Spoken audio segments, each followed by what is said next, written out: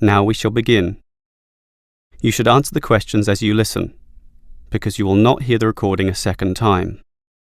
Listen carefully and answer questions 1 to 5. Well, Mary, you're free this weekend, and so am I. So let's plan the agenda.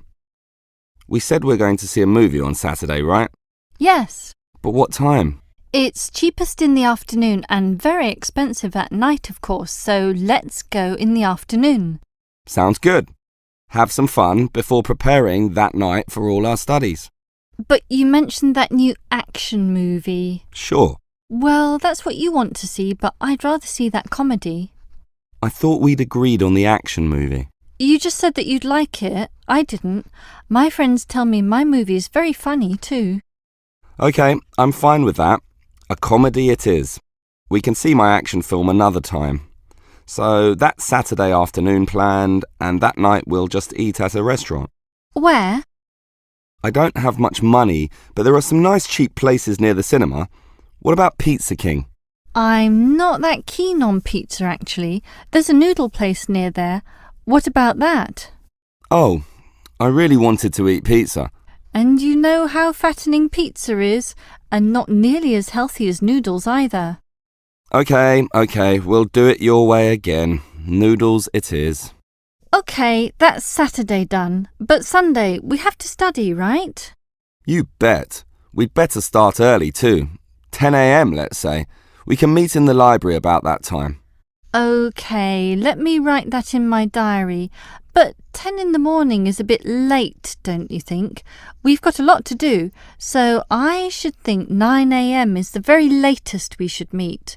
9 a.m? Sunday morning? Are you serious?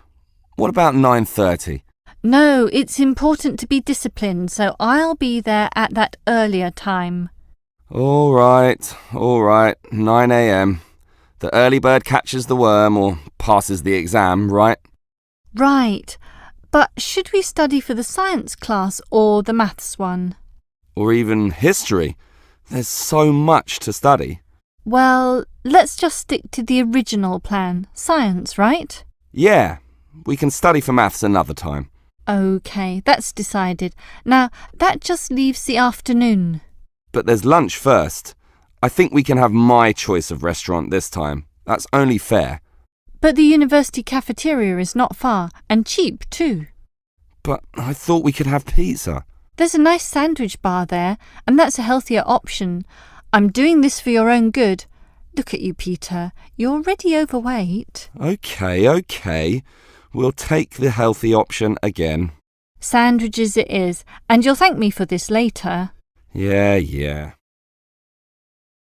Before you hear the rest of the conversation, you have some time to look at questions 6 to 10.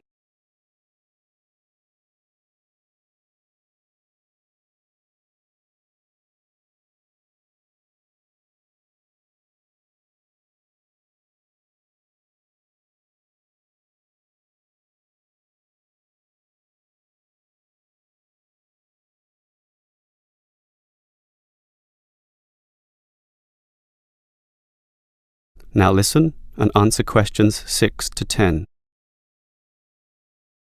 Well, Mary, I think we've planned our day well, but I've always wanted to ask you what you think of our course of study. I think it's good. Very good, in fact. So do I. Apart from some of the teachers. What do you mean?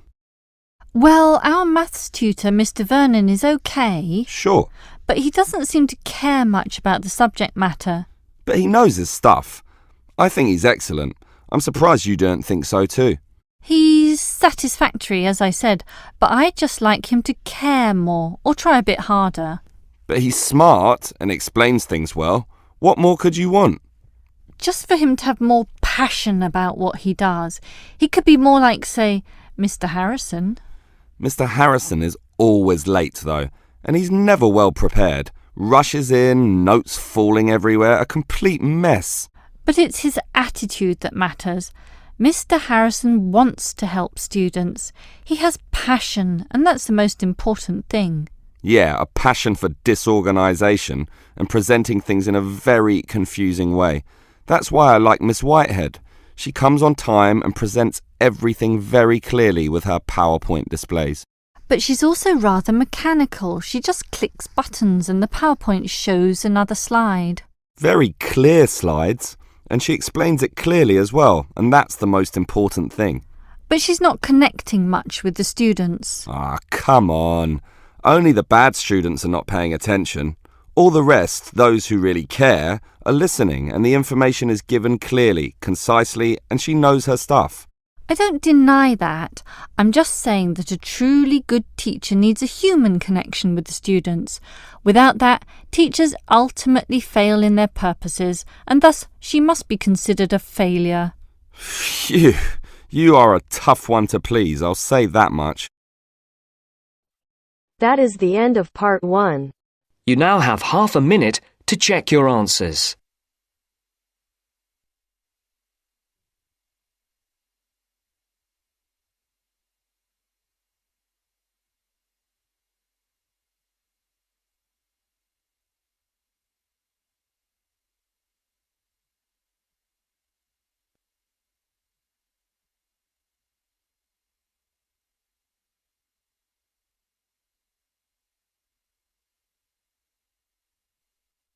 Now turns to part 2. Part 2.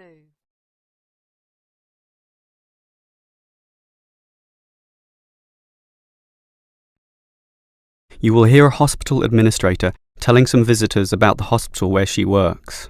First, you have some time to look at questions 11 to 17.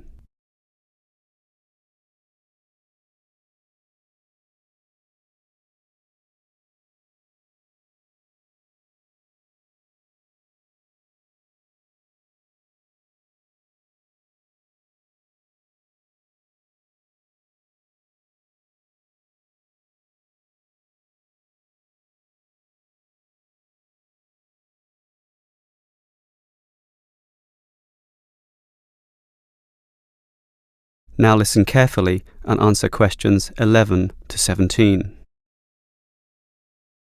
Hello everyone. Welcome to Stanford Hospital, one of the more progressive hospitals in the Greater Southern Health District. Now, one of the ways we have achieved our high status is through implementing certain rules that you may not necessarily find in other centres of care. One of the most important is washing hands. Everyone who enters this hospital must wash their hands. We have signs indicating this and special sinks installed to allow visitors to follow this rule. Did you know that the majority of lethal viruses and bacteria are actually brought in by visitors? And sick people, of course, are very susceptible to such bugs. Thus, the washing hands rule is especially important in certain wards. These have the standard sink near the entrance door and also a bottle of disinfectant spray. So, in addition to washing your hands there, you are expected to spray them as well to kill any bugs that might remain. Annoying? Keep in mind that people have died from infections brought in by visitors, and newborn babies are particularly vulnerable in this respect. This is why the special care nursery definitely uses this system. Annoying? Not at all. Merely a necessity for a responsible hospital, and every new mother will thank you for it. Now, and on the same theme, most hospitals allow an unlimited number of visitors, 4, 5, 6, but remember, any one of them could be carrying colds or other viruses. For this reason, at the Stanford Hospital, we limit visitor numbers to 3, and we are quite strict about this. Again, if you find it annoying, remember that it's for the good of all the patients, and it's what makes our hospital one of the best. To help keep control of this, all visitors must enter through the visitor gate, and there is a guard to tally up numbers and ensure that this rule is being followed. Now, the smoking policy.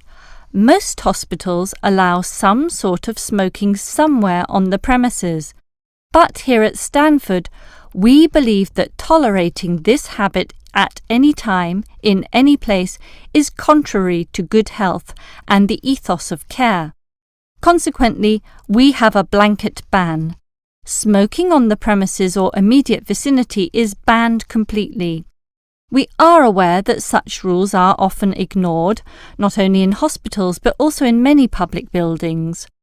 Well, we take this rule so seriously that we have undertaken preventative measures. Smoke detectors are in place.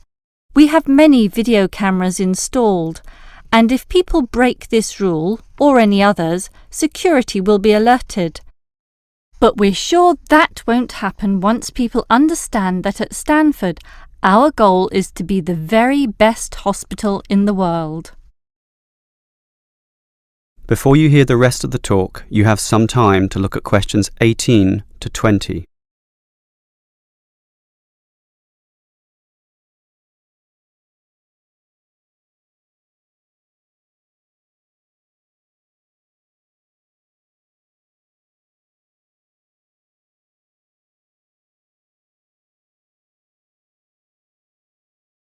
Now listen and answer questions 18 to 20.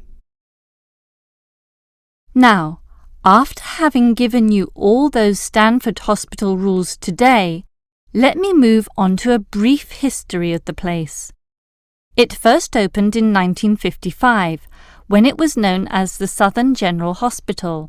It ran under this name until the 1980s, after which it changed to the present name and was enlarged with the addition of two buildings, the Matheson Building and the Western Wing, although it was the second of these which first began operations in 1984, leaving the Matheson Building to open 1 year later, and other extensions such as the rear annex to appear only in recent times. The Matheson Building housed the maternity wards, while the Western Wing was for infectious diseases, and they still have those functions today. An interesting event was the fire which broke out just after the rear annex was constructed. It was found that some faulty wiring linked to the main transformer caused the fire, starting in the central building, spreading out to the medical library, Western Wing, and the pediatric section. Fortunately, no lives were lost, although the damage bill was considerable. Apart from that, it's been pretty much plain sailing for the hospital, allowing it to gain the high regard in which it is held today. Now, do you have any questions? That is the end of part 2. You now have half a minute to check your answers.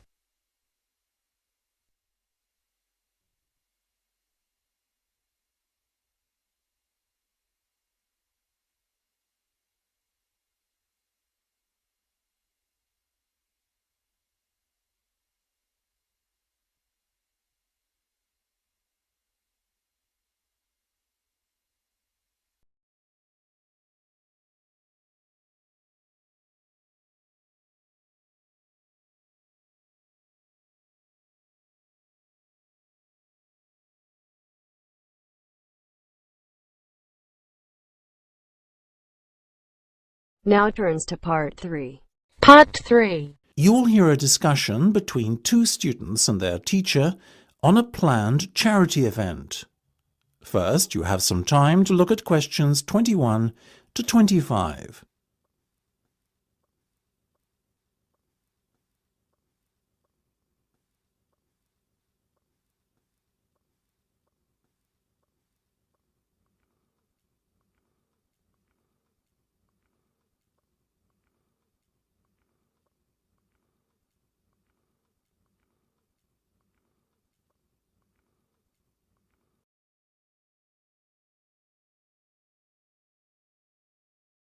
Now listen carefully and answer questions 21 to 25.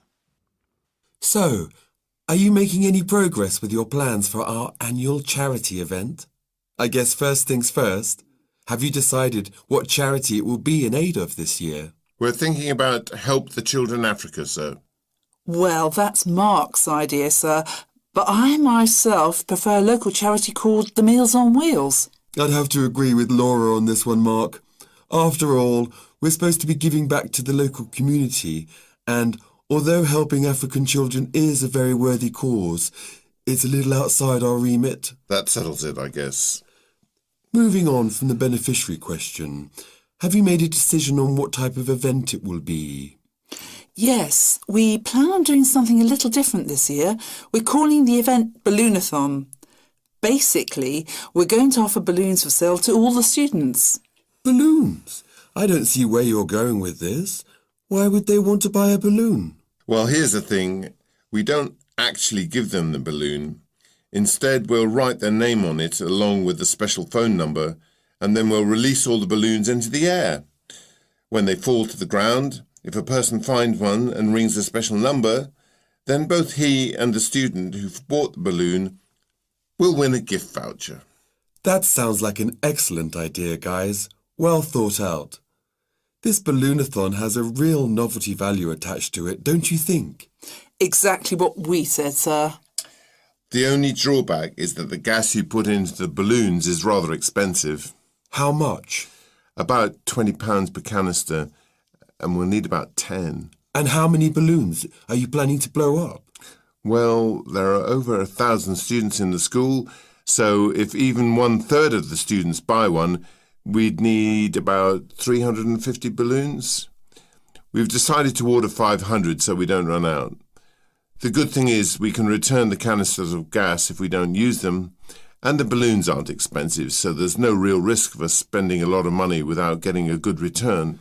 You two have really thought this one out. I'm impressed. Before you hear the rest of the discussion, you have some time to look at questions 26 to 30.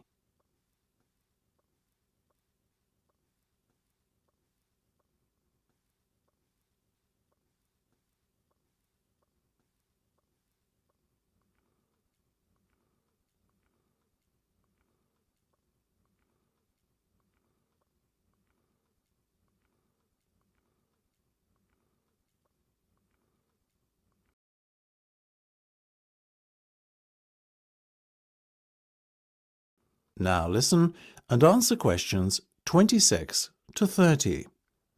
Thank you, sir. So, how much money do you think we can raise? Well, each balloon costs about 1p, and when it's filled with gas, it's going to cost us about 50 pence. We reckon that if we sell our balloons at a price of £1.50 and we sell all 500 of them, we'll end up making a profit of £1 per balloon. So that's £500 in total. That's fantastic. And it gets better, sir. We've secured a sponsor for our event who's going to give us £1,000. How did you find a sponsor? The balloon company we approached about buying the balloons asked us if we'd be interested in letting them sponsor us too. What's in it for them? They're going to print their logo on every balloon. I think you've done a good deal there. Thank you, sir. So, do we have your approval to confirm our order? Absolutely. But you know, I think we can sell more balloons if we set our minds to it. So why not order double the amount? 1,000 instead of 500. We're going to need more than 10 canisters of gas then. Double the amount, presumably. Correct. OK, let's go for it. Let's make this year's charity event our most successful ever. That is the end of part 3. You now have half a minute to check your answers.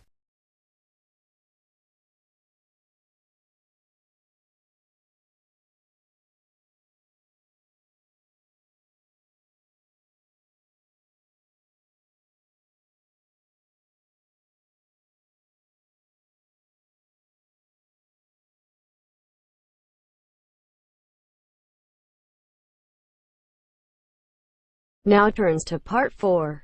Part 4. You will hear part of a lecture about philosophy.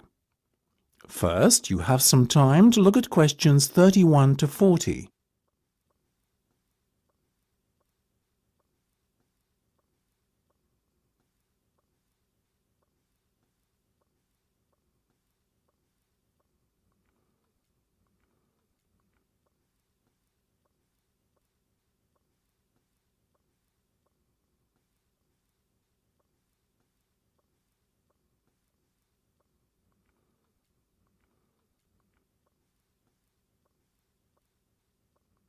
Now listen carefully and answer questions 31 to 40. Most of you, I hope, will be familiar with the name Socrates. The ancient Greek philosopher is perhaps one of the most admired people in history. Socrates led a very noble life. He was, I suppose you could say, an optimist who believed in the good of mankind. According to Socrates, human nature leads people to act correctly and in agreement with knowledge. Socrates believed that evil and wrong actions arise out of ignorance and is famously quoted as saying, "No man knowingly does evil." True to his personal beliefs, Socrates devoted his own life to seeking goodness and truth. Born in Athens, where he lived all his life, Socrates always dressed simply and was known for moderation in both eating and drinking. He brought his teachings to the masses, speaking regularly in public places such as the busy streets of Athens, especially in the area around its great marketplace. He had little regard for public opinion, and always conducted himself in accordance with his own set of rules. Socrates built up a reasonably large following of Athenians looking to learn from his seemingly endless wisdom. But he also had a good many enemies who mistrusted him on account of his unorthodox views on subjects such as religion. Socrates' enemies were what you would call the wrong type of enemy, being powerful and influential Athenians. Their efforts to have him ruined saw him brought to trial on charges of corrupting the young and disrespecting religious traditions. In the trial, Socrates defended himself, claiming that he had done nothing more sinister than enlighten people with a clearer knowledge of the truth, which is essential for the correct conduct of life. He made some remarks aimed at the ruling establishment, suggesting that those who are elected are not necessarily fit to govern effectively. Socrates himself had long ago become disenchanted with the materialistic ways of the upper class. Unfortunately, his views were seen as an attack on democracy and the electoral process, so the jury found Socrates guilty as charged and sentenced him to death. It is thought that many members of the jury resented his unbending pride, and that this may explain the harshness of the punishment handed down to him. Despite being given several opportunities to escape prison, Socrates resisted and carried out his sentence calmly by drinking a cup of hemlock poison. During his life, Socrates introduced the idea that there are a set of universal standards by which people should be judged. His method, known as the Socratic method, involved discussion between two or more people around some key term. In theory, those party to the discussion should all define the term in the same manner. However, his studies found that this was seldom the case. Socrates encouraged his followers to engage in such discussions with the goal of trying to proceed from less adequate definitions to more accurate definitions over time, the ultimate goal being a true and universal definition that could not be contradicted by anyone. This method tended to expose the ignorance of the Athenians of his day. It showed that many things that they assumed true were in fact false. Socrates also used irony to expose people's ignorance of key concepts. That is, he claimed to differ from others in recognizing that he himself was ignorant. His insistence on ignorance reminded other people of their own ignorance. but won him few friends in high places. That is the end of part 4. You now have half a minute to check your answers.